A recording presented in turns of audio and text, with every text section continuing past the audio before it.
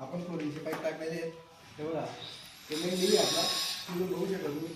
तिथून आलेले तिथं मेन पाईप, तिथून परत फ्लोरिंगने हे बघा या इथून एक रूमला एक मेन लाईन, दुसरा पाईप आहे इकडे होऊन तिथे एक मेन लाईनच्या पाईप आणि परत पासून आपण एक मेन लाईन सेपरेट टाकलेली इथपर्यंत.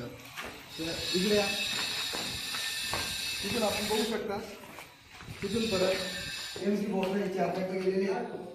एक त्या बेडरूमची मेन लाईन, त्याच्यात या जिम रूम आहे, या जिम रूमसाठी एक, त्याच्यानंतर हे 2 पाईप आहे.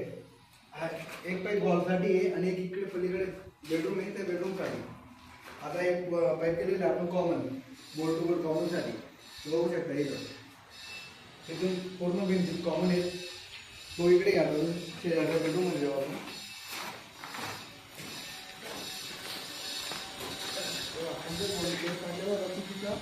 आता ते फोडून व्यवस्थित करताय, त्याचा रिपेअर झाला की आपण तो ऑन करून टाकू. तेव्हा इथून 2 पाईप आलेले होते ना, एक या बेडरूमला, तेव्हा इथून त्या बेडरूमला सप्लाय आहे. इथून हा बोर्ड टू बोर्ड कॉमन आहे त्या बोर्डला. तिथून आता हे बघा बेडला 2 बोर्ड आहेत.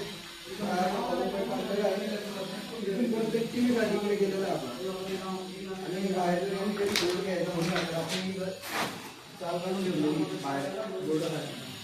तर हे बघा तिथून आहे काही बोर्ड टू बोर्ड कॉमन केलेलं आहे. बाथरूम वगैरे आपण कुठल्याही पद्धतीने करू शकतो. परत इकडे हॉलमध्ये बघा मेन लाईन तिकडे आलेली, इथून हा बोर्ड कॉमन आहे. तिथून तो पाईप समोरच्या बोर्डवर शॉप युनिट आहे. तिथून परत फुटण्यासाठी हा बोर्ड झालेला आपण. तिथून हा बोर्ड कॉमन आहे.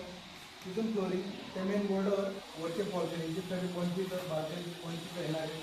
तिथून हा एक TV साठी बोर्ड आपण कॉमन करून ठेवलेला आहे. सर्व बोर्ड एकमेकांना अटॅच आहेत आपले.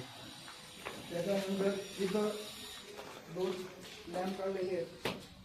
हा एक पॉईंट इथं आहे, तिथं सेंटरला एक पॉईंट राहणार आहे. आणि परत दुसरा पॉईंट तिथून आता इथपर्यंत. तिथं पाईप टाकला गेलेला होता चुकीमुळे, आता जेणे मारून इथून क्रॉस होल मारला की सेंटरला लाईट पण निघेल. तर कसा काय वाटला आपला व्हिडिओ सांगू शकता तुम्ही. पायपिंग वगैरे कशी आहे काय आहे, रिप्लाय करा 100%. थँक्यू.